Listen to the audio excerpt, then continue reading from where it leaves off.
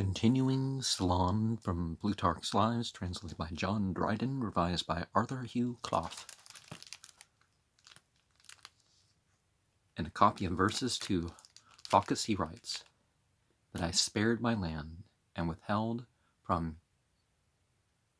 usurpation and from violence my hand, and forbore to fix a stain and disgrace on my good name. I regret not, I believe that it will be my chiefest fame, from which it is manifest that he was a man of great reputation before he gave his laws. The several mocks that were put upon him for refusing the power he records in these words. Solon surely was a dreamer, and a man of simple mind. When the entities would give him fortune, he of his own will declined. When the net was full of fishes, over heavy thinking it, he declined to haul it up, through want of heart and want of wit. Had I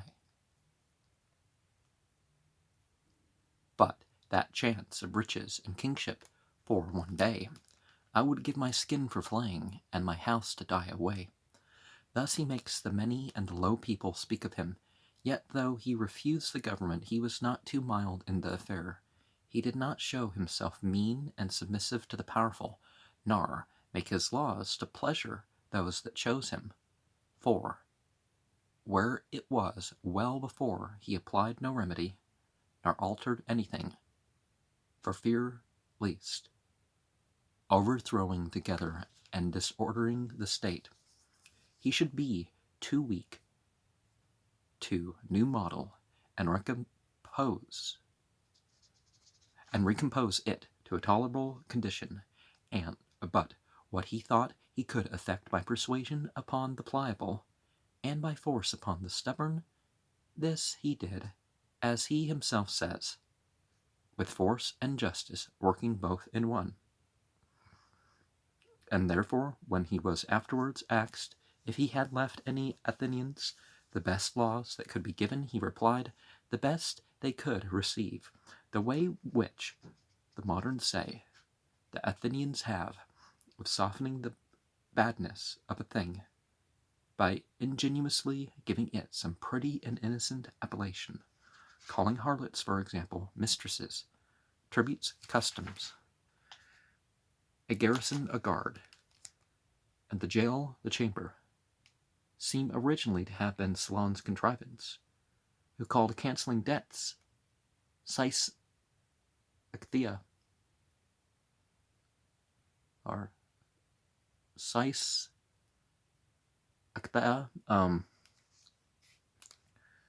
relief or disencumbrance. Well, in some cultures, like Vedic culture, for example, prostitute, girlfriend, mistress, it amounts to the same thing. They usually end up using the same words. So,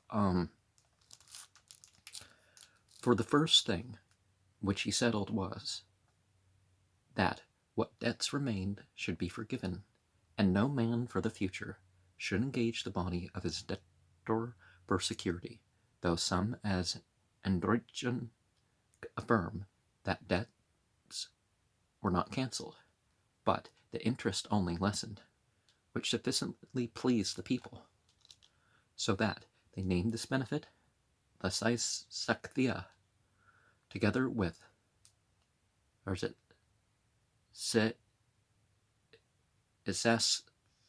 or have to see the Greek, right? Together with the enlarging their measures and raising the value of their money.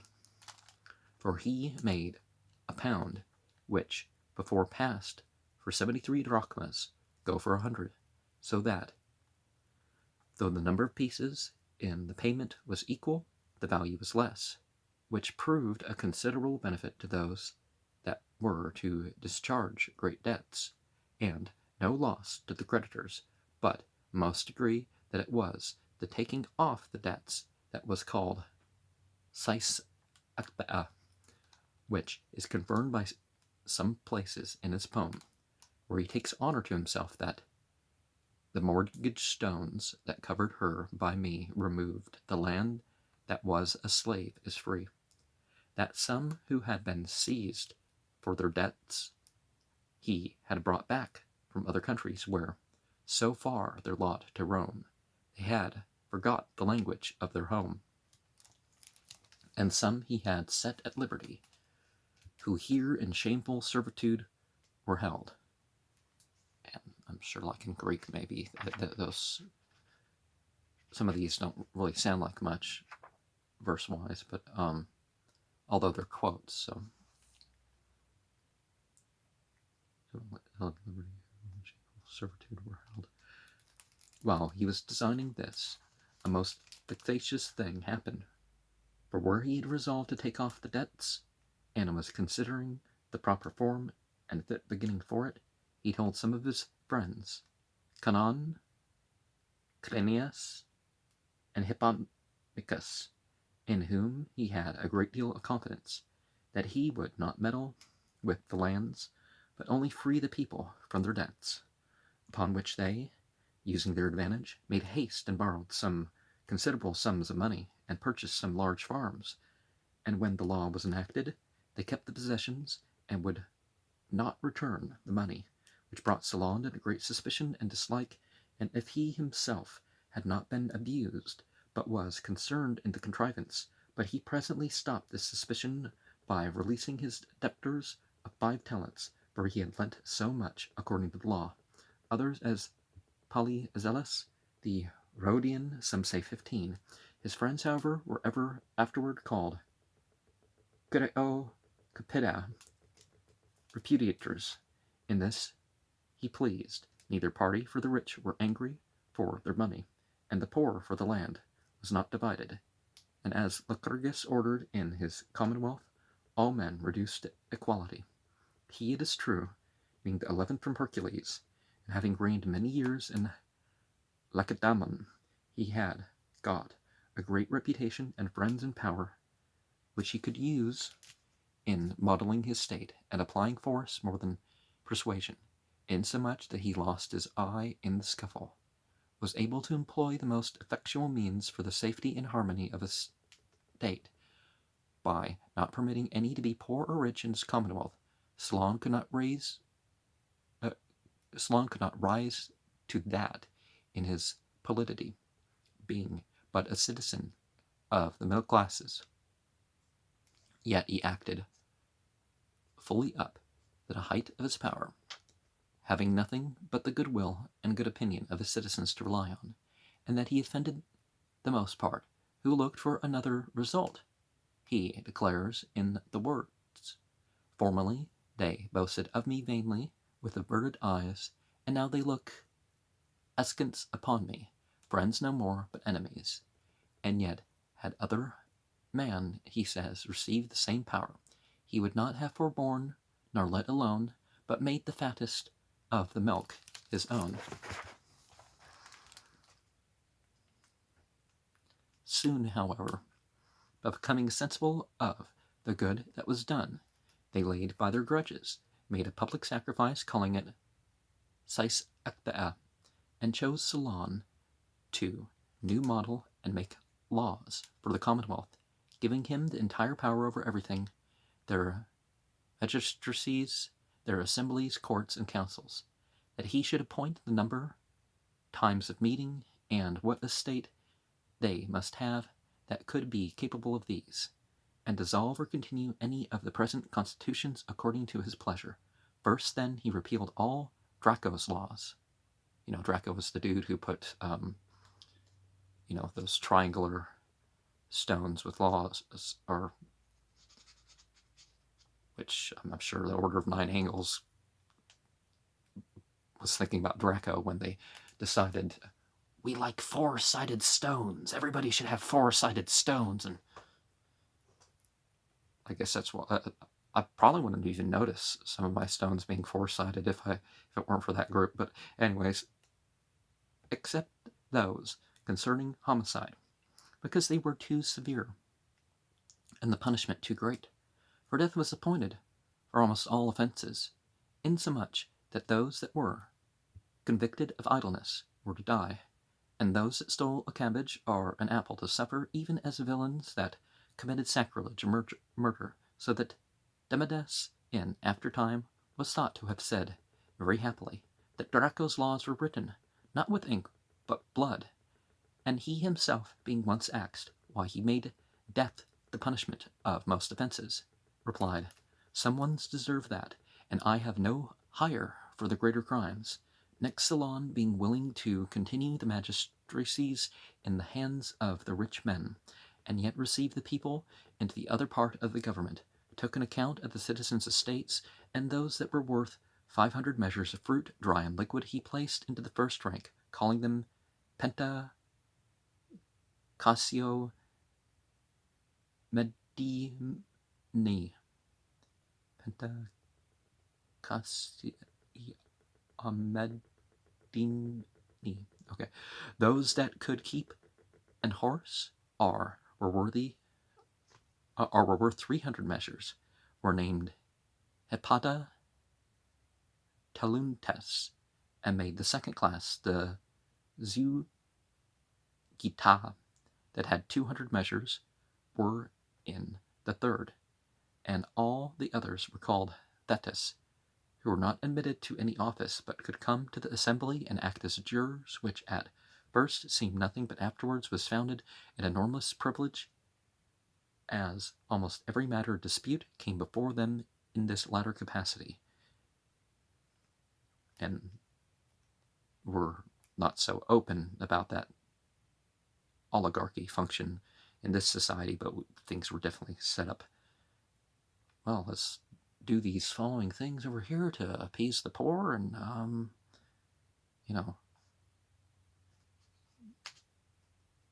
so it's not quite a monarchy, but it's contains that in how they run the politicians and whatnot. But even in the cases where he assigned to the archons cognizance, he allowed an appeal to the courts. Now, I'm not saying that the poor are right or the rich are wrong or something. It doesn't quite work like that either, because there's certainly a mixture. Besides, it is said that he was obscure and ambiguous in the wording of his laws on purpose to increase the honor of his courts, for since their differences could not be adjusted by the letter, they would have to bring all their causes to the judges, who thus were in a manner masters of the laws. Of this equalization he himself makes mention in this manner: such power I gave the people as might do, abridge not what they had, now lavished new. Those that were great in wealth and high in place, my counsel likewise kept from all disgrace. Before them both I held my shield of might, and let not either touch the other's right.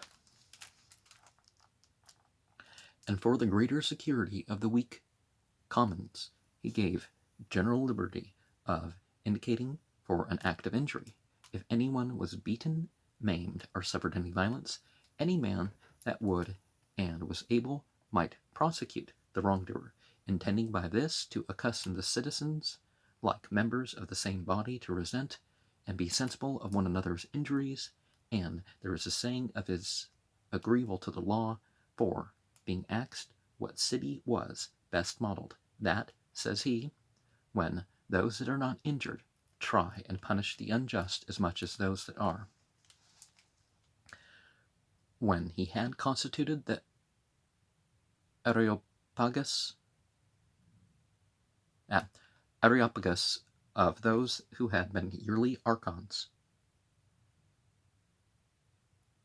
of which he himself was a member, therefore, observing that the people, now free from the debts, were unsettled and imperious, he formed another council of 400, 100 out of each of the 4 tribes, which was to inspect all matters before they were propounded to the people, and to take care that nothing but what had been first examined should be brought before the general assembly.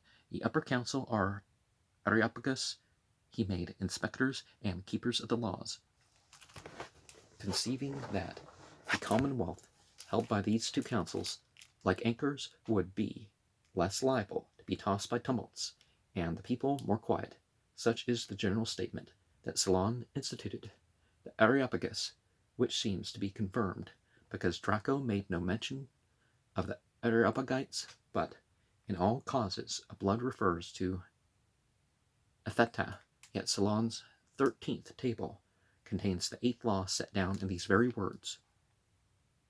Whoever, before Solon's archonship, were disenfranchised, let them be restored, except those that, being condemned by the Areopagus Etheta, are in the pretendium by the kings for homicide, murder, or designs against the government, were in banishment when this law was made.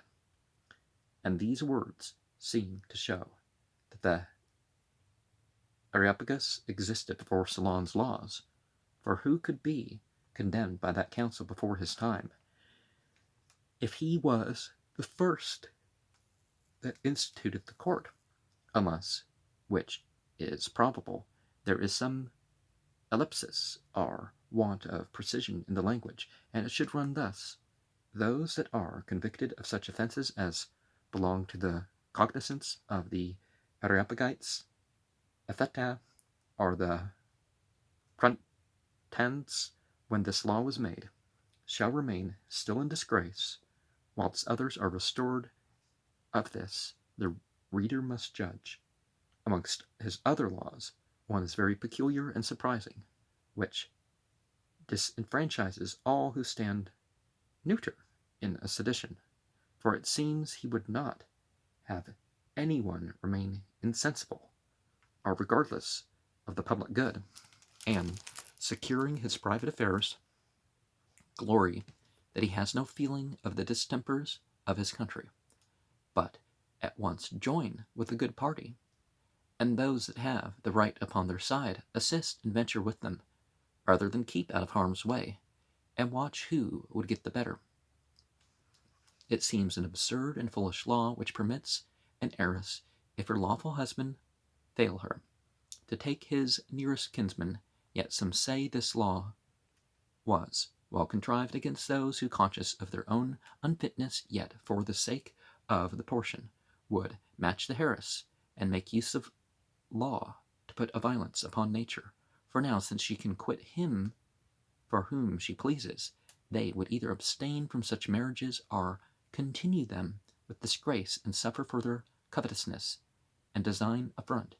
It is well done, moreover, to confine her to her husband's nearest kinsman, that the children may be of the same family. Agreeable to this is the law that the bride and bridegroom shall be shut into a chamber and eat a quince together.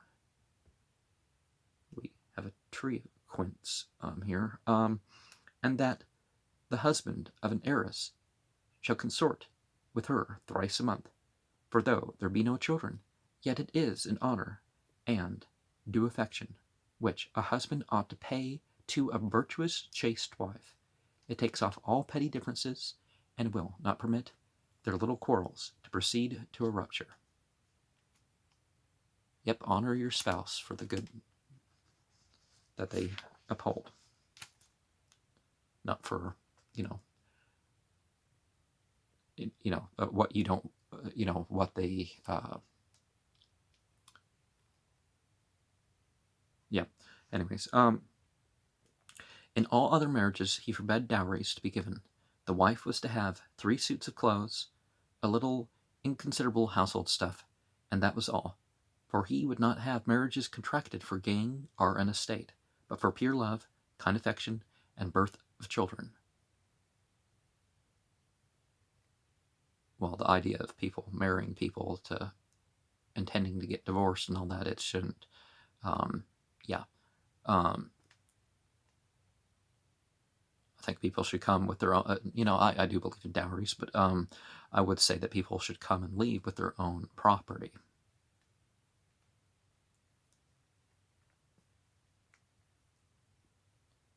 When the mother of Dionysus, when the mother of Dionysius desired him to marry her to one of his citizens, indeed, said he, By my tyranny I have broken my country's laws, but I cannot put a violence upon those of nature by an unseasonable marriage. Such disorder is never to be suffered in a commonwealth, nor such unseasonable and unloving and unperforming marriages, which attain no due end or fruit. Any provident governor or lawgiver might say to an old man that takes a young wife what is said to Philoctetus in the tragedy: truly, in a fit state, thou to marry. And if he find a young man with a rich and elderly wife, growing fat in his place, like the partridges, remove him to a young woman of proper age, and of this enough. Another commendable law of Solon's is that which forbids men to speak evil of the dead. Now, before I continue, I would also say, whatever age difference, who's older, who's younger, that should be fine. I mean, if it's mutually chosen upon. Forbid people to speak evil of the dead, just like people who've been punished for their crimes sufficiently. I mean, why can't we just consider that as counting? Now, I'm not saying that necessarily the state actually does that, and leaving it up to vigilante justice, either when they get out or before or in the prison system, that's not exacting either. Well, almost never exacting, but for it is pious to think the diseased sacred and just, not to meddle with those that are gone, and politic, to prevent the perpetuity of discord. He likewise forbade them to speak evil of the living in the temples. The courts of justice, the public offices are at the games, are else to pay 3 drachmas to the person, and 2 to the public, for never to be able to control passion shows a weak nature and ill breeding, and always to moderate it is very hard, and to some impossible, and laws must look to possibilities. If the maker designs to punish few in order to their amendment, and not many to no purpose. Well, you can punish many, but you punish many, well, I mean, leave that possibility, but you can do that in a way that kind of directs things, to the point where, okay, well, these people can go back to work, they can continue their lives just fine, they just went through a punishment. He is likewise much commended for his law concerning wills, for before him none could be made, but all the wealth and estate of the deceased belonged to his family. But he, by permitting them, if he had no children, to bestow it on whom they pleased, showed that he esteemed friendship a stronger tie than kindred, and affection than necessity, and made every man's estate truly his own. Now, by that, corporal punishment, a lashing or whatever, and then letting people go is probably for the less serious crimes, or simple, this guy hit person and somebody gets hit back and whatever. People don't lose their jobs and stuff. This thing, even a couple days locked up, or even an in and out of jail, somebody could lose their job, and that's that can produce more crime. Are exposing them to the more serious criminals. Again, could do a lot worse than, Yet he allowed not all sorts of legacies, but those only which were not extorted by the frenzy of the disease. Charms, imprisonment, force are the persuasions of a wife, with good reason thinking that being seduced into wrong was as bad as being forced, and that between deceit and necessity, flattery and compulsion, there was little difference, since both may equally suspend the exercise of reason. Well, if you've been led away from, different kind of reasoning, right? But if you've been led away, that's kind of worse on you, because it's not, there's no blame lifted like when a person is forced or coerced. And you have to really judge that too. It's one thing somebody says, if you don't, you'll be made. In most cases, that's to be fought in one way or another. He regulated the walks, feasts, and mourning of the women, and took away everything that was either unbecoming or immodest. When they walked abroad, no more than 3 articles of dress were allowed them: an obol's worth of meat and drink. What is an obol? What measures that? And no basket above a cubit high. And at night they were not to go about unless in a chariot with a torch before them, mourners tearing themselves to raise pity and set wailings, and at one man's funeral to lament for another he forbade. To offer an ox at the grave was not permitted, nor to bury above 3 pieces of dress with the body, or visit the tombs of any besides their own family, unless at the very funeral, most of which are likewise forbidden by our laws. But this is further added in ours, that those that are convicted of extravagance in their mournings are to be punished as soft and effeminate by the censors of women, observing the city to be filled with persons that flocked from all parts into Attica for security of living, and that most of the country was barren and unfruitful, and that traders at sea import nothing to those that could give them nothing in exchange. He turned his citizens to trade, and made a law that no son be obliged to relieve a father who had not bred him up to any calling. It is true, Lycurgus, having a city free from all strangers, and land, according to Euripides, large for large hosts, for twice their number much. And above all, an abundance of laborers about Sparta, who should not be left idle, but be kept down and with continual toil and work, did well to take off his citizens from laborious and mechanical occupations, and keep them to their arms, and teach them only the art of war. But Solon, fitting his laws to the state of things, and not making things to suit his laws, and finding the ground scarce rich enough to maintain their husbandmen, and altogether incapable of feeding an unoccupied and leisured multitude, brought trades into credit, and ordered the Areopagites to examine how every man got his living, and chastise the idle. But that law was yet more rigid, which, as Heraclides Ponticus delivers, declared that the sons of the unmarried mothers not obliged to relieve their fathers. For he that avoids the honorable form of union shows that he does not take a woman for children, but for pleasure, and thus gets his just reward, and has taken away from himself every title to upbraid his children, to whom he has made their very birth a scandal and reproach. And one of the things that a traditional society would have, you could say, is that, well, the men's and women's roles are different, so that's, no. The men will bring home the information that they learned. When I was a little kid, me and my brother were trained in electronics, and when we got older, computers, but physics and math and other sciences were stuff that we didn't wait for school to teach us. We learned mostly outside of school. No matter what degree we all got, we learned mostly outside of school. Now, my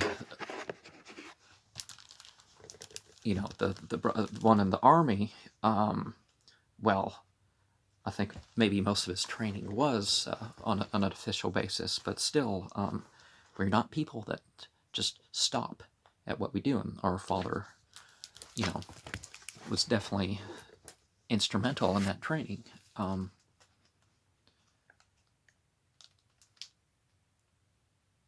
And our mother too. The mother of most of my siblings was don't just be on an ethical, moral, spiritual basis. It was, do what you should do what you don't do what you shouldn't do, but be more than just, enough, right? Solon's laws in general about women are his strangest, for he permitted any one to kill an adulterer that found him in the act. But if any one forced a free woman, 100 drachmas was the fine. If he enticed her, 20, except those that sell themselves openly, that is, harlots, who go openly to those that hire them. He made it unlawful to sell a daughter or a sister, unless, being yet unmarried, she was found wanton. Now, it is irrational to punish the same crime, sometimes very severely and without remorse, and sometimes very lightly, as it were in sport,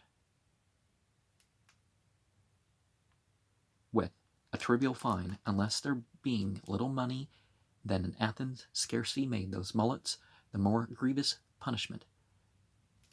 In the Quran, you actually don't find a difference between the punishment of a married or unmarried person, or you don't find the difference between the straight and the gay. But the Christian society, which was mimicked by the Muslim society,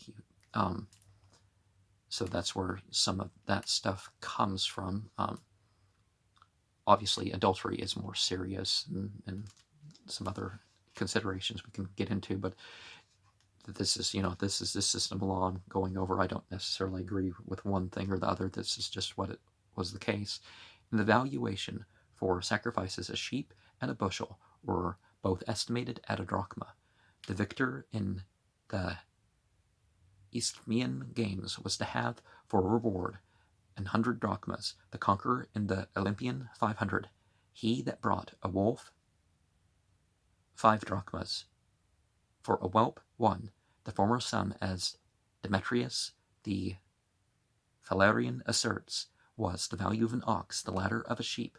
The prices which Solon, in his 16th table, sets on choice victims were naturally far greater, yet they too are very low in comparison with the present. The Athenians were from the beginning great enemies to wolves, in their fields being better for pasture than corn. Some affirm their tribes did not take their names from the sons of Aeon, but from the different sorts of occupation that they followed. The soldiers were called hoplita, the craftsmen ergotes, and the remaining 2, the farmers,